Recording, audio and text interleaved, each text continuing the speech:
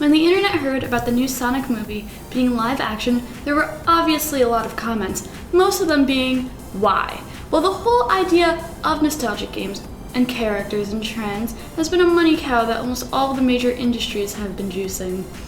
Once the first trailer came out, the internet exploded with ways to make it feel better. The major issue everyone has is what Sonic looked like. Many artists began posting what they believed would be an improved version of the Hedgehog. Not long after that, we received word that the movie makers were going back and actually using that input and remaking the movie with Sonic looking more true to the actual cartoons.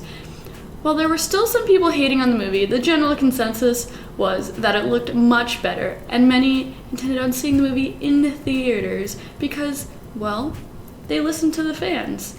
I believe that if they had just released the original trailer looking like what the final product ended up being, and skipping all the judgment and all the publicity, it may not have done as well in theaters. The internet is used to just being ignored when they chime in, whether it is to make something better or hate on something. But many people, including myself, went to see in theaters as a thank you to the producers for listening to us. As with most Paramount movies, the opening scene was changed from stars above the mountain to be Sonic rings, but honestly, I just thought they looked like SpaghettiOs. There are a lot of themes that could be picked up during the duration of this movie, but I believe that the most important one was the importance of general socialization and how human connections are what lead to a meaningful existence. As with most non-earthly beings, the government will probably be interested in exploiting literally anything that they can get from it.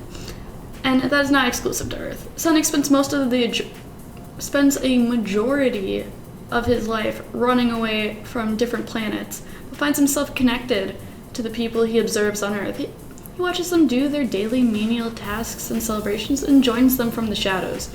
Well, does this seem sad? It is. At one point, he plays an entire baseball game by himself, which triggers him to have a strong emotional feeling that has a stellar explosion.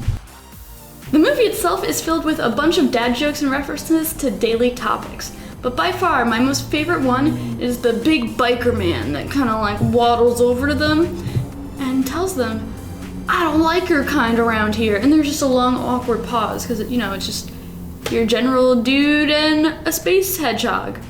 He just says, "Hipsters. Like, we do not accept hipsters around here." Like, okay, I understand. And then we have Dr. Robotnik, or Robotnik, or even Mr. Egghead. The government employees at the Pentagon think he's both crazy and a genius, so they task him with capturing our little blue friend. He starts the movie as your average egocentric maniac that needs to be constantly validated by those around him. A lack of exactly that is what's going to lead to our villain to become the man that we've seen in all the games and movies growing up. So we do get to see this like Lazy Town-esque like villain go through some kind of character development. It's essentially just him realizing that he can't always win. The movie as a whole was presented in a format that's very similar to that of Deadpool, so if you enjoy that kind of setup, this should be very easy to follow. Our main human we will follow around has a very strong Super Trooper vibe to him, and his own little personal storyline, which adds a little bit more of a heartfelt feeling to this movie. Our villain is essentially, as I said, the Lazy Town villain, but I would probably mix him more with the Wolf of Wall Street character, but he's always on drugs and it's taking place in 2020. There wasn't anything too radical about the movie, but I loved it regardless. The impact that the change of art made to the public perception as to how in touch the industry is with the fans may have set a precedent for more of a voting culture when it comes to adding nostalgic media into today. I'd probably give this movie a 3 out of 5, but who really am I to say? But if you're going and making sure you're supporting this movie, make sure you stay until after the credits because they added an amazing surprise to the end.